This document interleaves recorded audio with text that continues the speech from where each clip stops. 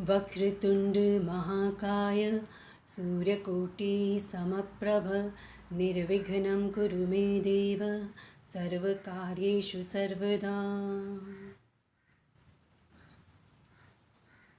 सोमवार व्रत कथा। एक समय की बात है, किसी नगर में एक साहूकार रहता था।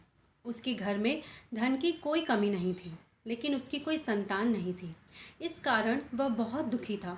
पुत्र प्राप्ति के लिए वह प्रत्येक सोमवार व्रत रखता था और पूरी श्रद्धा के साथ शिव मंदिर जाकर भगवान शिव और पार्वती जी की पूजा करता था। उसकी भक्ति देखकर एक दिन माँ पार्वती प्रसन्न हो गई और भगवान शिव से उस साहूकार की मनोकामना पूर्ण करने का आग्रह किया। पार्वती जी की इच्छा सुनकर भगवान शिव ने कहा कि हे पार्वती, इस संसार में हर प्राणी को उसके कर्मों का फल मिलता है और जिसके भाग्य में जो हो उसे वो भोगना ही पड़ता है। लेकिन पार्वती जी ने साहूकार की भक्ति का मान रखने के लिए उसकी मनोकामना पूर्ण करने की इच्छा जताई।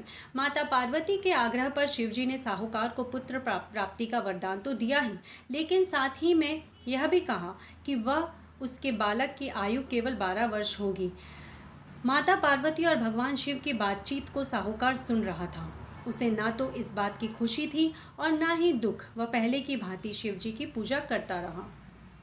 कुछ समय के बाद साहूकार के घर एक पुत्र का जन्म हुआ। जब वह बालक 11 वर्ष का हुआ तो उसे पढ़ने के लिए काशी भेज दिया गया।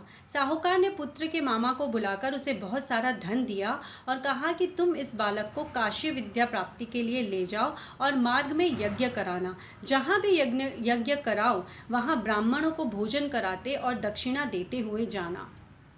दोनों मामा भांजे इसी तरह यज्ञ कराते और ब्राह्मणों को दान दक्षिणा देते काशी की ओर चल पड़े।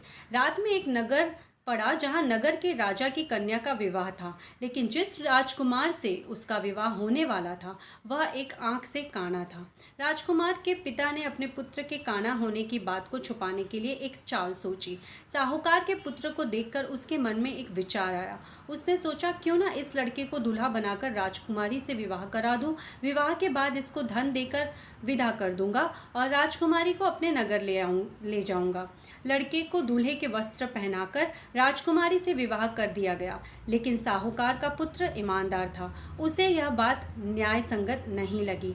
उसने अवसर पाकर राजकुमारी की चुन्नी के पल्ले पर लिखा कि तुम्हारा विवाह तो मेरे साथ हुआ है, लेकिन जिस राजकुमार के संग तुम्हें भेजा जाएगा वह एक आंख से काना है। मैं तो काशी पढ़ने जा रहा हूँ। जब राजकुमारी ने चुन्नी पर लिखी बातें पढ़ी तो उसने अपने माता पिता को यह बात बताई। राजा ने अपनी पुत्री को विदा नहीं किया, जिससे बारात वापस चली गई। दूसरी ओर साहूकार का लड़का और उसका मामा काशी पहुंचे और वहां जाकर उन्होंने यज्ञ किया। जिस दिन लड़के की आयु 12 साल की हुई उसी दिन यज्ञ रखा गया। लड़के ने अपने मामा से कहा कि मेरी तबीयत कुछ ठीक नहीं है। मामा ने कहा, तुम अंदर जाकर सो जाओ। शिवजी के वरदान अनुसार कुछ ही देर में उस बालक के प्राण निकल गए। मृत भांजे को देख उसके मामा ने विलाप शुरू किया। संयोगवश उसी समय शिवजी और माता पार्वती उधर से जा रहे थे। पार्वती ने भगवान से कहा, स्वामी, मुझे इसके रोने के स्वर सहन नहीं हो रहे। आप इस व्यक्ति के कष्ट को अवश्य दूर करें। जब शिवजी मृत बालक के समीप गए तो वह बोले कि यह उसी साहूकार का पुत्र है जिसे मैंने 12 वर्ष की आयु का वरदान दिया। अब इसकी आयु पूरी हो चुकी है। लेकिन मातृभाव से विभोर माता पार्वती ने कहा कि हे महादेव, आप इस बालक को और आयु देने की कृपा करें, अन्यथा इसके वियोग में इसके माता पिता भी तड़प तड़प कर मर जाएंगे। माता पार्वती के आग्रह पर भगवान शिव ने उस लड़के को जीवित होने का वरदान दिया। शिव जी की कृपा से वह लड़का जीवित हो गया। शिक्षा समाप्त करके लड़का मामा के साथ अपने नगर की ओर चल दिया। दोनों चलते हुए उसी नगर में पहुंचे जहां उसका विवाह हुआ था। उस नगर में भी उन्होंने यज्ञ का आयोजन किया। उस लड़के के ससुर ने उसे पहचान लिया और महल में ले जाकर उसकी खातिरदारी की और अपनी पुत्री को विदा किया। इधर साहूकार और उसकी पत्नी भूखे प्यासे रहकर बेटे की प्रतीक्षा कर रहे थे। उन्होंने प्रण रखा था कि यदि उन्हें अपने बेटे की मृत्यु का समाचार मिला तो वह भी प्राण त्याग देंगे, परंतु अपने बेटे के जीवित होने का समाचार पाकर वह बेहद प्रसन्न हुए। उसी रात भगवान शिव ने व्यापारी के स्वप्न में आकर कहा कि हे श्रेष्ठी, मैंने तेरे सोमवार के व्रत करने और व्रत कथा सुनने से प्रसन्न होकर तेरे पुत्र की लंबी आयु प्रदान की है। इसी प्रकार जो कोई सोमवार का व्रत रखता है या कथा सुनता है और पढ़ता है, उसके सभी दुख दूर होते हैं और समस्त मनोकामनाएं पूर्ण होती हैं।